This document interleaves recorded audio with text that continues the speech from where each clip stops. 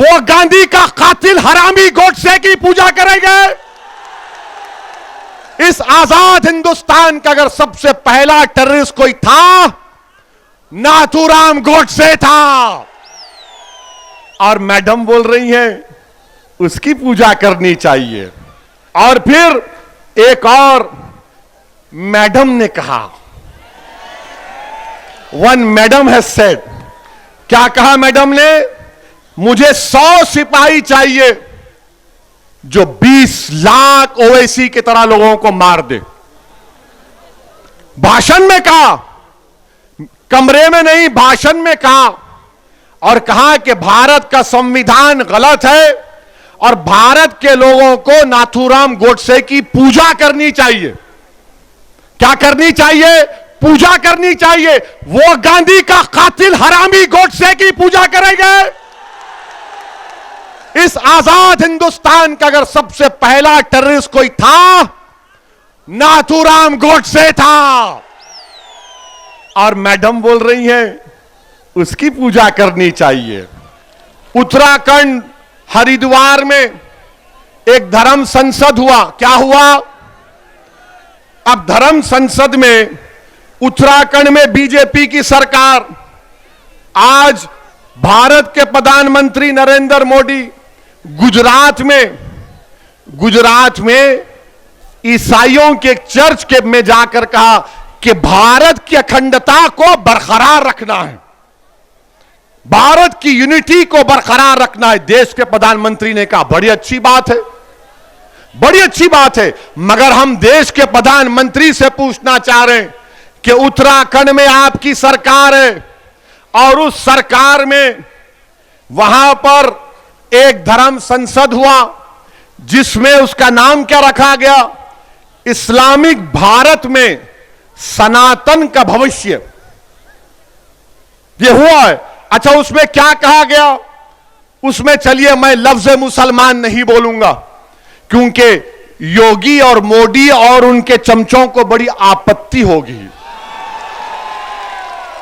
मैं ये कहूंगा कि उन्होंने असदुद्दीन ओवैसी के बारे में ये कहा, एक महाशय ने कहा कि काश मैं एमपी होता तो मनमोहन सिंह को गोलियां मार देता।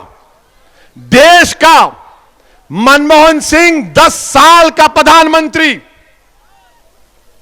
अगर मैं पार्लियामेंट में होता तो एक महाशय बोले, उनका नाम नहीं बोलना चाह रहा हूं मैं, ना छोड़िए, नाम तो सिर्फ अल्लाह का रहेगा, याद रखो। नाम तो सिर्फ अल्लाह का रहेगा और किसी का नाम नहीं रहेगा इंशाअल्लाह ताला। अब उस पर भी इनको तकलीफ हो जाएगी। तो एक महाशय ने कहा कि अगर मैं पार्लियामेंट में होता तो नाथूराम गोडसे की तरह 6 गोलियां भारत के एक्स प्राइम मिनिस्टर को गोली मार देता। अब आप सोचिए थोड़ी देर के लिए, जो मोदी के भक्त है उनसे भी कह रहा हूं, अगर कोई फेसबुक पर योगी और मोदी के बारे में कुछ अनाप शनाप लिख दे तो 4 घंटे के अंदर हजरत पुलिस उसके घर को पहुंच जाती, चल हमारे साथ। खाली फेसबुक पर देश के एक प्रधानमंत्री के ओहदे पर रहने वाले मनमोहन सिंह से कहा जा रहा है कि अगर हम होते तो तुझे 6 गोलियां मार देते। आपको मालूम, लंबा अरसा हो चुका ये होकर, 4-5 दिन हो चुके, एक भी गिरफ्तारी नहीं हुई, एक भी गिरफ्तारी नहीं हुई है। अरे मनमोहन सिंह की तो इज्जत नहीं करते तो देश के प्रधानमंत्री के ओहदे की इज्जत करो। आज मोदी प्रधानमंत्री है, कल कोई और होगा इंशाअल्लाह, मगर उस ओहदे की तो अजमत, उसका इकबाल रहना चाहिए ना। कोई कैसे खड़े होकर कह सकता है, कोई कैसे खड़े होकर कह सकता है कि मैं पार्लियामेंट में होता तो 6 गोलियां मार देता? मगर कोई एक्शन उत्तराखंड की बीजेपी की सरकार ने नहीं लिया। एक और महाशय थे, उन्होंने क्या कहा? उत्तराखंड के ईसाइयों को कहा क्रिसमस नहीं मनाना, क्रिसमस मनाओगे तो फिर तुम्हारी खैर नहीं है।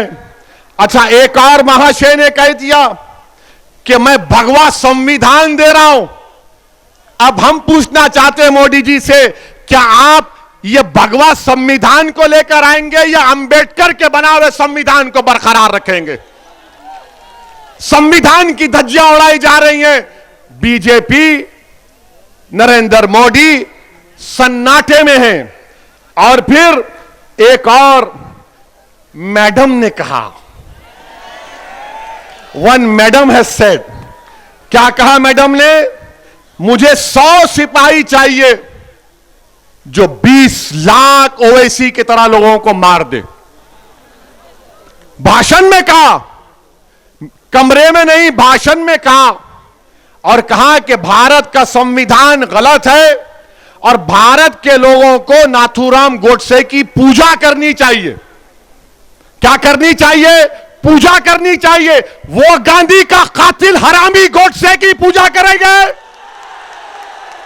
इस आजाद हिंदुस्तान का अगर सबसे पहला टेररिस्ट कोई था, नाथूराम गोडसे था। और मैडम बोल रही हैं उसकी पूजा करनी चाहिए। अच्छा, एक और महाशय बोले, क्या बोले कि आप वो अपील कर रहे हैं, अपने हिंदू भाइयों से कह रहे हैं, मुझे यकीन है कि हिंदू भाई उसका नहीं मानेंगे, कह रहे हैं कि हथियार उठा लो ताकि 2029 में कोई मुसलमान प्रधानमंत्री ना बन जाए।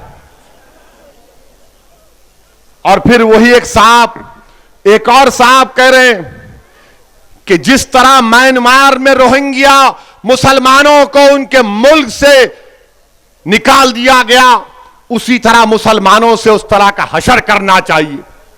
कोई मुकदमा नहीं, कोई गिरफ्तारी नहीं। और फिर एक और महाशय ये कह रहे हैं कि शस्त्र रखो, तलवार रखो और जंग तलवार के जोर पर जीती जाएगी। और फिर एक और महाशय ने कहा कि मुसलमानों के गांव को खाली कर दो।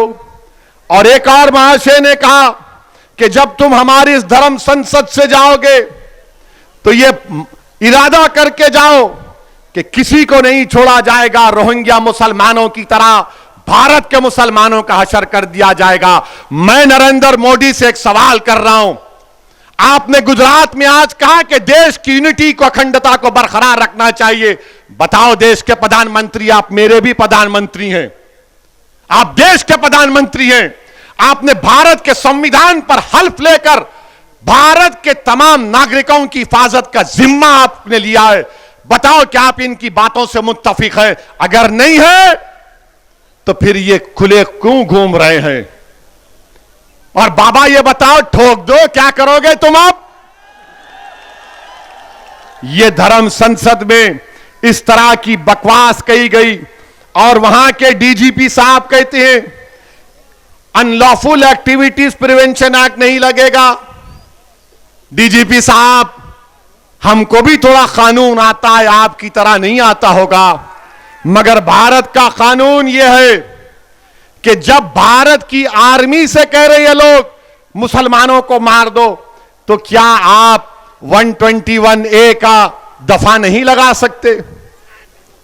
क्यों नहीं लगाया आपने, मेरा एक सवाल। और फिर आप 124A लग सकता है, धमकी 503 लग सकता है, आर्म्स एक्ट लग सकता है, और फिर आप सेक्शन 108 अबेटमेंट लग सकता है। और अगर यूएपीए नहीं लग सकता तो झूठ, यूएपीए में आप इन तमाम ऑर्गेनाइजेशन को बैन करो इनको, जो मनमोहन सिंह को मारने की धमकी दे रहे हैं, जो मुसलमानों को, भारत के मुसलमानों को, रोहिंग्या मुसलमानों का हाल करना चाहते। कुछ एक्शन बीजेपी नहीं लेगी।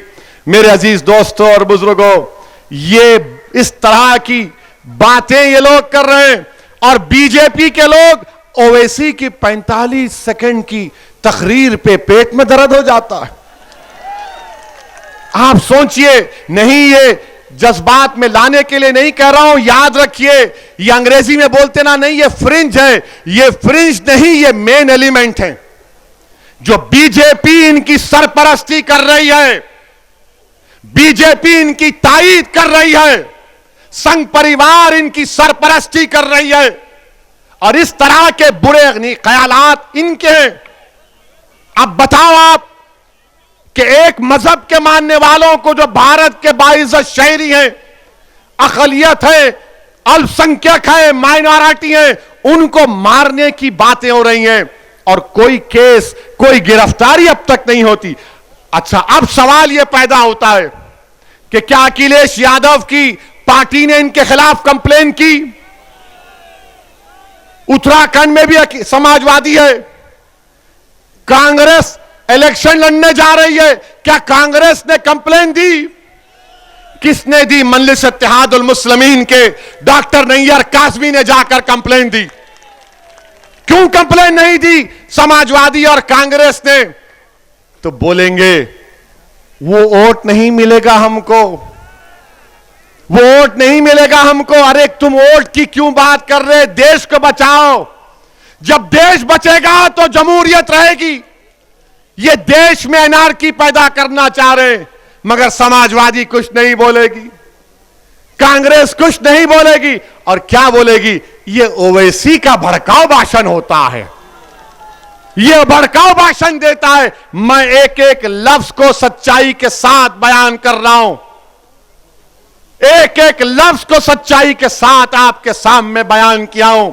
और जब मैं ये कहता हूं कि याद रखो ये अंधेरी रात लंबी रहने वाली है, ये अंधेरी रात लंबी रहने वाली है, मैं आपसे अपील कर रहा हूं कि मुत्तहिद हो जाओ, अपनी इत्तेहाद की ताकत पर तुम शमा जलाओ, तुम रोशनी फैलाओ, ये अंधेरा छट जाएगा तुम्हारी इत्तेहाद की ताकत पर। मजलिस के मुखालिफिन मुझे फोन करके धमकी देते कि ओवैसी तू उत्तर प्रदेश में तुझे खाक में मिला देंगे, ओवैसी तुझे उत्तर प्रदेश में जला देंगे। तो सुनो, मैं तुमसे कह रहा हूं, तुम मुझे जलाओगे भी, तुम मुझे खाक में डालोगे, मेरा जलना कई घरों को रोशन कर देगा इंशाअल्लाह ताला। मैं रोशन करना चाहता हूं। मुझे जाना है इस दुनिया से एक दिन। मुझे डर इस बात का है मैं गुनाहगार हूं, सियाकार हूं और अल्लाह जानता है ओवैसी क्या है। मुझे डर सिर्फ इस बात का होता है कि अल्लाह के सामने जब हम सब खड़े होंगे, ओवैसी क्या जवाब देगा? हशर का मैदान होगा, शाफ़े रोज़े जज़ा मोहम्मद मुस्तफ़ा सल्लल्लाहु अलैहि वसल्लम भी होंगे, क्या सहाबा इकराम होंगे, सैयदुल शुहदा अमीर हमजा होंगे, फारूक आजम होंगे, सिद्दीक अकबर होंगे, उस्मान जुल्नूरैन होंगे, शेर खुदा अली होंगे, हसन और हुसैन होंगे, हमारी अज़वाज मुतहरात सल्लल्लाहु अलैहि वसल्लम होंगी, गरीब नवाज होंगे, सब होंगे। तो हम क्या नजर मिलाऊंगा मैं? यही चीज डराती है मुझे, इसीलिए छोटी सी कोशिश कर रहा हूं। मुझे मालूम कि मैं अददी एतबार से, दौलत के एतबार से इन ताकतों से मुकाबला कोई बोलेगा नहीं कर सकते। मेरे पास एक ही ताकत है, वो अल्लाह की जात पर तवक्कल करके हम मुकाबला करते। मुझे आप पे ऊपर एतमाद है, मुझे आपकी मोहब्बतों पर एतमाद है, मुझे आपकी सोच पर एतमाद है, और आप में अब जो तब्दीली पैदा हो रही है, मुझे उस पर पूरा यकीन है कि लड़ाई हिस्सेदारी की लड़ाई होगी इंशाअल्लाह ताला।